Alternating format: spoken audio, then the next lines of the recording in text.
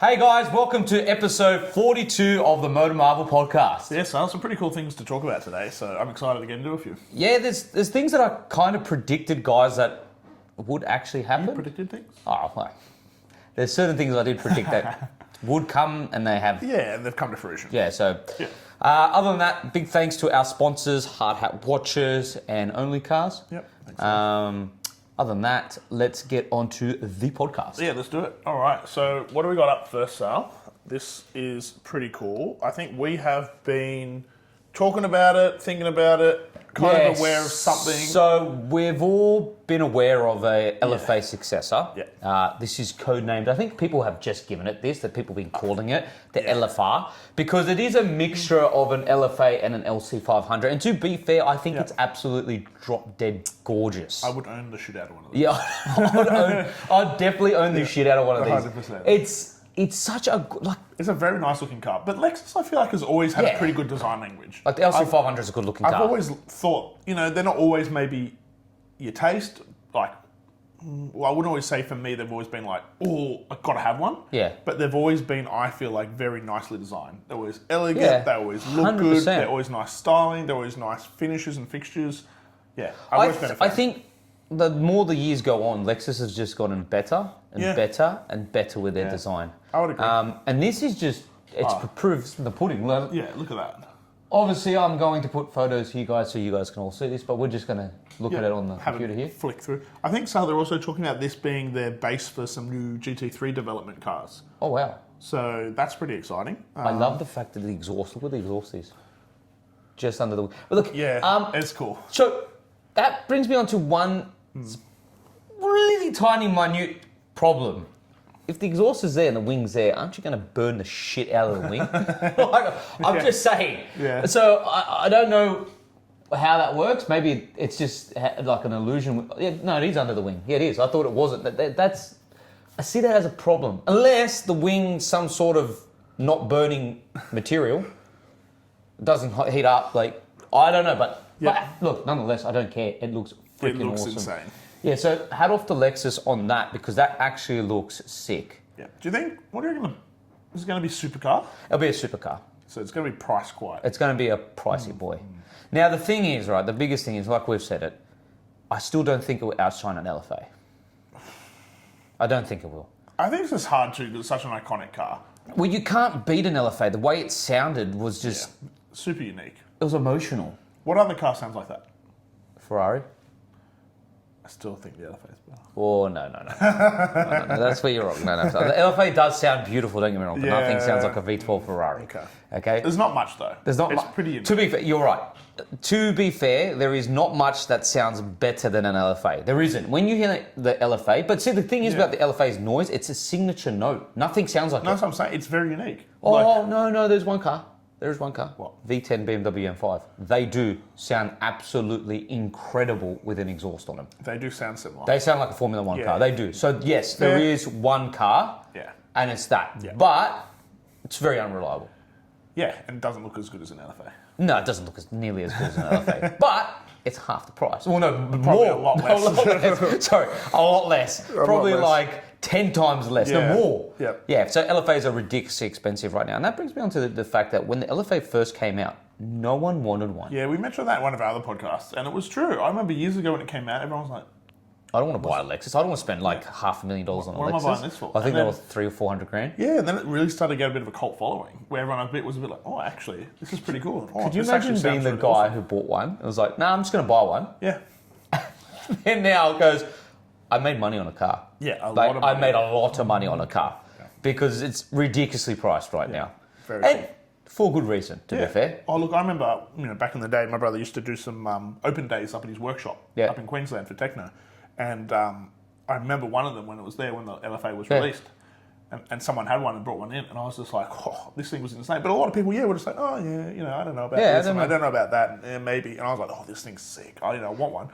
When you see one up close and personal, they actually are a very, very nice looking. Like Nick said, they really, nothing looks like it and nothing sounds like it. Yeah. It is a very, very unique car. Yeah, but all in a good way, because you can be unique and be like, it's unique, but I don't know if they've really hit the mark here. But I think it was probably ahead of its time. It was ahead of its time, 100%. And I think that's why people probably didn't quite appreciate it at the time. And then as the future went on a little bit, over those few years after, people started to actually go, oh, this thing is actually sick. Sick. Yeah. So well done to them, because I think they brought out a car at the time that was definitely ahead. And it seems like they've done the same thing now. Because this thing looks awesome. When I saw it, I had to send it to Nick straight away. I was like, we are putting this on the podcast. If you follow us on Instagram, I put it on Instagram straight away. Yeah. It is absolutely drop dead gorgeous. So sexy looking car. Thank you, Lexus, for developing this. Yeah, and look, I think there's some things there. They're talking about being front engine, rear wheel drive, twin turbo V8. I mean, all this stuff is just... It's got all the recipe to be a supercar. So all the recipe to be a great car. Yeah, so there's nothing unusual in that. No. All right, what do we got next? All right. So Sal saw this, and the thing that he laughed at the most was the GIF. The GIF. From Ace Ventura, because what did we expect? We knew this was about to happen. The sad thing is that the reality behind it is... I was speaking to someone about this on the weekend. The problem is that Jaguar, we both very, very much respect Jaguar. Love the brand. Yeah, absolutely. And the problem was you went from a brand that was renowned to be a gentleman's brand. You own a Jag. Yeah. Do you know what I mean? And it was all about luxury, class, sophistication. It was not the brand to be doing this to. No. In our opinion. In our opinion, it was not the brand to rebrand into something that was completely opposite to the brand. Correct. Yeah, it followed none of what I would consider was the brand heritage, the brand guidelines. What they kind of was standing for previously. Yeah. It was kind of like throw it all out the window and let's go to something completely fresh and new that's really appealing to the new generation. For a car that's had no appeal there in general. I was hoping the whole kind of campaign they had for this was just to create a bit of hype, and a bit of controversy. And all the rest I was hoping that. I was hoping, guys, I was like, okay, let it be. But it wasn't. They were actually serious. Yep. And then when people realised they were being serious, people were just like, nah. Yeah. How do you go from a brand that, honestly, I felt like they were in their strides. They started making some good cars. They were starting to make some really good little SUVs, like the SVR, right? And then they had the F-Type. The F-Type was a great car. They were starting to, develop really good-looking, I feel like they were cool cars. Of keeping up, but not really. They were, but they weren't. And I think maybe that's what they saw. They maybe thought, oh, well, now's our time. We're kind of there, but not there. Let's have a bit of an overhaul. Yeah. But obviously didn't work out. I guess the CEO here has gone, I think I've had enough. What was he there for 35 years? 35 years. 35 years, and someone's commented here, a year too late he's gone. He resigns. Yeah, maybe he should have resigned a year before, but... 500 management jobs. Gone. Yeah. That's just sad. It's really sad. Yeah.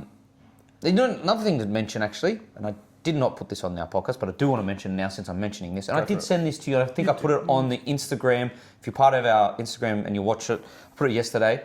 The CEO of Mercedes, I think, right? Pretty sure it was, because that's what I can remember from yesterday, came out and said that they need to do something, the emissions. Yeah. Otherwise, European car brands are done. Oh, I mean, we've said this multiple times across our podcasts. Yeah. And have been concerned for a long time now that they need to drop all this bullcrap. The biggest sufferers at the moment are all the European car brands. Yeah, because unfortunately, everyone else is keeping up. Okay, the states have turned. Look at the states. Yeah, the states have turned things around with some of their mandates and some of their laws around it.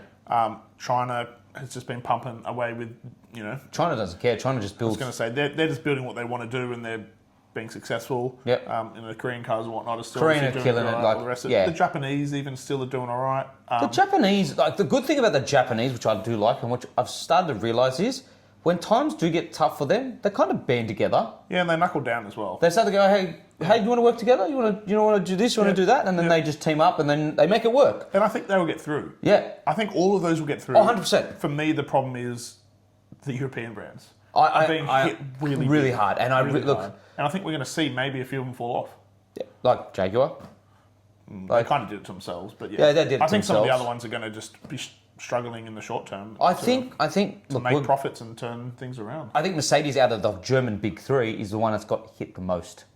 Well, I think they took a big dive into the EV, and now they're trying to take a big dive out of it. Yeah. Where BMW really didn't do so. Like BMW have touched come on out it. now and said that they're stopping altogether with their EV plans. And they're going back to internal combustion. But they never really stood away from their internal combustion. No, they still had a bit of a more flexibility there. Yeah. Right? Like we saw it with most of their ranges of their cars. They built their 3 Series, but made an electric version. They built the 5 Series and made an electric version. They had a couple of electric-only cars, like the iX and so forth. Yeah, but they is didn't fine. completely do a whole range, where Mercedes went full ham and did a whole range. Well, and they had a 2030. Plan. Everything's going to be EV. Everything's going to be EV. And also a few other companies who did as well. Then they started to get pushed out. Whatever else. Anyway, so we can talk. We can digress. But but I'm with Nick. The sad thing is that unless something changes in Europe, we're going to see a lot of European brands disappear, and it's sad. Do you know what I mean? But this was expected, so nothing else. What do we to got do. next, mate? Okay, so this is cool. Now, I've seen something. Have you watched some of the internal? Yeah. If you guys haven't, jump online. There's a few videos around here of Mr. Max Verstappen. taking this thing around and giving some commentary as he goes, and it is Insane. So good. So good. Worth a Max watch. has come out and said, now Nick's got something to say here, but I'm going to say what he's going to say. So Max had said that it feels no far off a GT3 RS. And Nick, go ahead, tell the guys. What my initial thought with this is, I'm like, this is fantastic, and we've been talking about this a couple of times. That these cars and what they're doing and everything is amazing.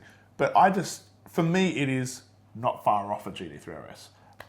It's not there. It's not there. And like, okay, give it to Porsche. We all know they're incredible. They've got incredible cars. But the reference point for Max is it's nearly there. Not it's better than or it's equal to. Yeah. It's nearly there. And so like, good job. Yeah. But Porsche's still number one, guys. I'm sorry. But they're obviously still, like, I get that they're the reference point because they do such a phenomenal job. Yeah. But they're just, they are the reference point. And we've still got people here, like these guys with GTD, who have probably spent a shit ton of money and whatever else, making this car to come here and do these times. Yeah. And they're still going, it's nearly a Porsche. You're not quite there yet. You're not quite... You're nearly as good as us. And like, fair enough. And I think, so for me, that's two things. It's a testament to Porsche, because obviously they've been doing this for a long time. They've got they their are the heritage, benchmark. But they're the benchmark, which is fantastic. And it's still, for me, another point is that they are trying to get there. Yeah. I think is great. Well, I like, and this is what I've said this countless times on the podcast, I just like the shift that America's making. Oh, 100%. Yeah. It's no longer, hey, because to be fair, let's be honest, they are very good at going fast in a straight line. Yeah. And they always have been, right? And ran in a circle too. And around in a circle, right? They are very, very good at going fast in a straight line. And to be fair, not many cars can beat them. Stock, I'm talking stock from factory, right? Yeah. So they're going, well, we're good at this and we're very terrible going around the track. Why don't we just, invest more time in this? And they have. You can see Corvette, disassembling a 458 motor and making, the new Stingray. Yep. And then you got Mustang doing the GTD going, you know what? Our Mustang has never been really a track car. Let's make it a track car. So, and then we'll talk about last week, the rivalry, which causes better cars to be produced. So a lot of good is coming out of America, and it's really makes me happy. Yeah. It's awesome. I think so. This is cool. Maybe we'll get them at one point, they'll say, it's better than a GT3. Well, the next car might be better, but it's kind of a concept. All right, so this is freaking awesome. All right, so yes, it's a concept. Yeah, and it looks like it's just for the Grand... You can't really click on anything, so... No, I just want to show everyone that, okay? Yeah. So, it is for Gran Turismo, but it has been built. It has been built, right? Yeah, but they showed it off, right? Yeah, but is it actually a functioning? It's probably not. So anyway, it is a concept. It's a cool car. I get it. It's supposed to have 2,000 horsepower that comes from a 2-litre V8 twin-turbo hybrid system that revs out to 15,000 RPM. Or something as well. Yeah, else. Now, yes, it's a concept, but we all know with concepts that it kind of becomes some sort of reality. Sometimes, yeah. Right? Sometimes they do concepts and they just get never touched or thought about. But of recent, there has been some concepts that they've come into production. Like Hyundai? Yeah, correct. Right? This seems a bit... No, I don't. Look, I wouldn't put it past Corvette. Again, they already made the ZR1X, which is absolutely bonkers. But this is next level. It's 2,000 to them, they're like, 2,000. 2,000 horsepower, it's a little bit more. They'll just get a Corvette ZR1X and make it even better, probably calling it a ZR1XX. XXXX. Yeah, or something. They probably can't do that because they're sued by Ferrari because of the Ferrari XX program. But In saying so, I wouldn't put it past them to put something like this in production to go back to... They've already beaten the GTD, like Sean mentioned in the last podcast. I get it. What are they setting their sights on next? They're probably going to be like, let's go for Porsche. Let's go for everything. Like, they're on a roll right now. To be fair, Corvette is nailing it, and I really am saying that. I really like what they're doing. Yeah, fair. They are nailing... I just think this is It's a massive leap. It's a big leap. It's a humongous leap. But if something like this gets produced... Could you imagine hearing that? It's a 2-litre V8. So if that's a real engine... Revving to 15,000? It would sound absolutely off its head. It would sound like a Formula 1 car. That would be some engineering. Yeah, but it would actually sound like a Formula 1 car. Yes. It would just scream. Yes, the whole time. The whole time, which is fantastic, if you had to ask me. But this would be it'd be a very expensive boy. It'd be ridiculous. Yeah, it would be a hypercar value. So if this, Nick's right, if this did come into production, you're no longer becoming an affordable Corvette. No. This is like hypercar money. Yeah, this is silly. Speaking of which, right? 3.6 million USD. Yeah, 0 to 100 in 2.4 seconds, 1,000 horsepower, right? Now, I've said countless times on the podcast, and you agree with me, that Lamborghini really hasn't been Lamborghini for a very long time. We think they've just been a bit, They're not bad. Not bad. They're not screaming Lamborghini. Yeah, we've just thought they've just been a little like, oh, it's kind of cool, but or that's a little over, but So this, on the other hand, haven't ticked all the boxes for us, but we reckon this is pretty wicked. This is very shouty Lamborghini. So. Yeah. This is how I envision a Lamborghini to be styled. Yeah. Ridiculous vents, ridiculous wheels, but an exhaust where you can fit your head in it. But for me, you know what the biggest difference is here? Some of it's ridiculous, which is what we like about Lamborghinis. It's a bit over the top, it's a bit ostentatious, a bit unfair, but it actually flows really nicely. Yeah. So some of their other cars of recent, I would say, have had over the top bits and pieces on them. Yeah, but true. I wouldn't say I've hugely been like, yes. An example, You know, I look at this and I go, okay, it's over the top. Look at that rear, look at this. But it all flows and is styled quite nicely. And that's what I like about this, is it's over the top, but it's... That rear end looks like a Batmobile. It's very cool. I like it. Yeah, To be fair, this is a Lambo that I've gone, tick. Same. Like, I like it. Yeah. And with Nick, like, you looked at the Aventador SVJ. Yes, crazy car, right? Yeah. But I'm like, The STO? Man... Like, I don't hate it. Same. I don't hate the STO. Don't get me wrong. If I see like a Huracan STO, I'm like, whoa, it's still cool. But if you put that up against, say, I don't know, Ferrari 458 Speciale or 911 Turbo S or 911 GT3 RS for that matter, like, I'm still going to go those cars over that. I'm like... It hasn't... Yeah, I know. It hasn't ticked... Like, for me the Lambo that ticked all the boxes was the Murcielago SV. Yeah, I know you're a big fan of that one. I love that car. Yeah. And fair. Nice, you know what I mean? Yeah. That was a mwah, you know. But this is like, to be fair, this is like, that's what a Lambo should look like. Like, the wheels are stupid, the rear end's stupid. Like, but with Nick, like even the interior, I'm with Nick. It still looks stylish. Yeah, and for me, that's the big thing here. It looks, a lot of the other Lambo stuff for me looks kind of just like thrown on or bolted on or kind of put. This looks very well styled together. It looks like a complete, unique car that is wild, but looks really form nicely. Yeah. So that's the Lambo. Yep. Now we're going to go on to this. Okay. So we keep hoping, and I think we've talked about this previously too, Sal, we keep hoping that the GR Supra is actually going to get a V8. Correct. And we were like, oh, is it, isn't it? It looks like, from what we can see, it just is getting the V8 for the V8 Supercars here in Australia, which is one of our elite top category of supercar. Yep. That we race around here is the V8 Supercars. And they've just done it to do that, which is fantastic. But we don't know yet. But we hope that's maybe the platform that they might start from in a new model. We're hoping. We're hoping to see that it will just go in, like they do a special run. Well, I think, what I'm hoping is this year maybe they do the Supra with the V8. Yeah. Hopefully it does very well, and hopefully it gains a bit of traction. And what I would see from that is I would see that as a selling point. Yeah. We've now got the Supra in V8 the V8 Supercars, and it's doing well, and whatever else, or there's maybe a bit of a following for it. Yeah. That they go, cool, well, let's put that into a production model. Yeah. I don't want to see a limited run. I actually want to see a model of it. Yeah, but hear me out, and you guys probably understand this with me as well, is that if they don't do a limited run, just say, for example, guys, they do make the new GR V8. Yep. What stops them from buying that over that Lexus? I know they're completely different, right? One's drop dead gorgeous and the other one. I'm not saying the Supra's not. Yeah, but then you're going to be like... a very different range, though. Yeah, but you've still got two front-engine cars with V8s. Yeah, but you're talking a Toyota versus a Lexus still. Yeah. And you're talking an NA V8 versus a twin-turbo V8. NA's better. Sounds better. Sorry. Yeah, but performance is going to be completely different. Yeah, it's true. I don't have a problem with it. Yeah. I think you could still do a GR Supra with an NA V8 and you'd still have a different vehicle than the new Lexus. Could you make that? Very different. That would be an awesome car. Like, it would, but if they actually make production runs of them, it would tick every box. Because the Supra at the moment ticks so many. There is nothing really that you don't like about it. And to be fair, it's even the engine in it is great. And that's what I'm saying. Like, I love when we see online, we both see this, and all the owners of the cars go to meets and people are like, oh, but it's a BMW. And the owner's just like, yeah, so what? Your point? Yeah, it's fantastic. It's fantastic. It's a fantastic engine. Like, yeah. It's like, cool, man. Yeah, it's a great engine. Mad. It's like, it's such a dumb thing. It's like, oh, it's not really a Supra.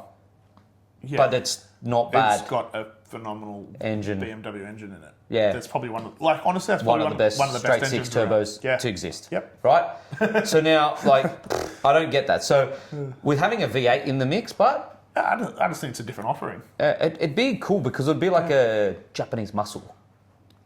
I'd be interested to see how it goes. Yeah. So anyway, I think we'll get a little bit of history or a bit of knowledge over this next year once it goes into the Supercar series. Yeah. See how it goes and maybe we'll get something out of it. So. Yep. And then the last thing. Yeah, this is something Sal saw, which was pretty cool.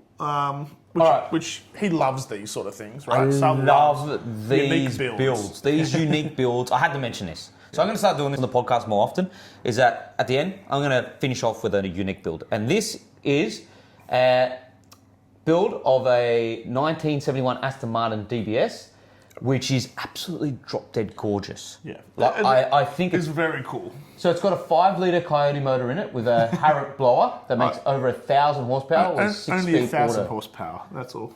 And the build in itself, guys, is just... I mean, someone has spent a lot of time and a lot of money. Yeah, there's a lot of man hours in this. Like, a lot. Like, it's absolutely drop dead gorgeous. Like, yeah.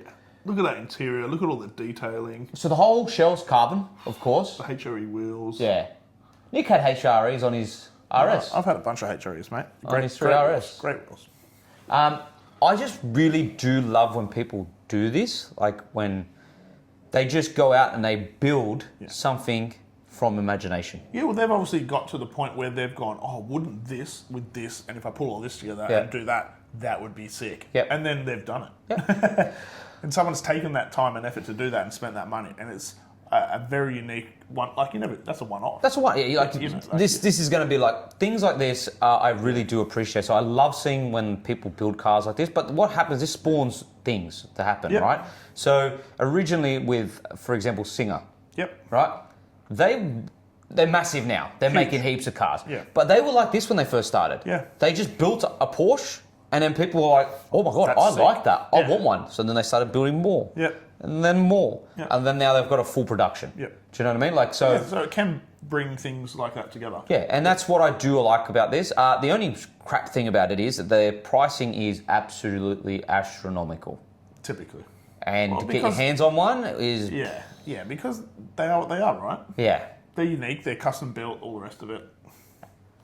But it's going to be what it's going to be. Other than that, guys, that's everything on this week's episode. But let's mention some things coming up. Yes. Okay, so if you haven't checked out, Genesis G80 review by me is up and live, so go check that out. We've got some other cool cars coming, don't we? Kia K4, that's coming out towards the end of the week, so stay tuned for that. Because I'm also picking something up in a little while. Yes, you are. The Kia K4, surprisingly, is a very good car, but there's a couple of things that you'll be very surprised that they didn't really tick off. So you'll see that a bit later on in the week, but all in all, pretty phenomenal car. I think for you, it's a few boxes. Ticking a few boxes, beats a few others in the market, but I just don't think they're quite there yet with some things, all right? Nick's getting a WRX. I am, getting the new one, the TS Spec B. So you'll see him on camera because he has to do a review of this. Nah. Yeah. It'll be both of us on camera. Yeah. So that'll be fun. I'm looking forward to that. That's fun. We're getting the Kia Tasman. Yeah. Oh, dude, I'm so keen for that. That's going to be a funny review, guys, because I'm still on the fence. Nah. He likes it. So that's going to be a great review. Again, that'll be the both of us. We've got our journo Sean picking up the Isuzu Blade. Yeah, the D-Max blade. The D-Max blade. It's the top of the line of the D-Maxes. Yeah, I think they're a special edition, yeah, limited run, whatnot, so pretty cool. This is one of my favourite brands in terms of off-roading. Yeah. Phenomenal They cars. tick a lot there. And then we'll see, Paul. Jason, we will get on the podcast a bit later. At some point. He's just run into a couple of things at the moment, so... Keeping himself busy, which is He's good. very busy at the moment, so we will get him on, but don't worry about that. Cars and Coffee is in the works. Yep, happening. But this one's going to be pretty cool. It's not called Cars and Coffee. It's called something else. But we'll keep you tuned on.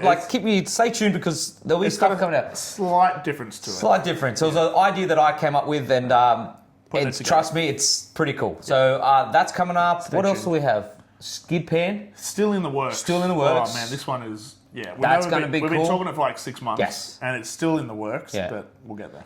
Pride and Joy episodes. Yes, I know I keep mentioning them, but we are just waiting on just dates for those. Yep. So we're trying to find dates for Pride and Joy episodes, but there'll be more car reviews. There's a lot of car reviews coming about. Other than that, as always, we appreciate you guys. We thank you so much for watching. We thank you for just being here because viewing us and give us the this viewership allows us to make more content, and we'll be making more because of you guys. That's it. So, and that's why the team's grown. But make sure you like and subscribe and share this to your friends if anyone's keen on cars. Yeah, and hit the bell icon so you don't miss another time we make an upload like this. And for all events, just go to our website. Yeah, sounds good. Other than that, we'll catch you soon.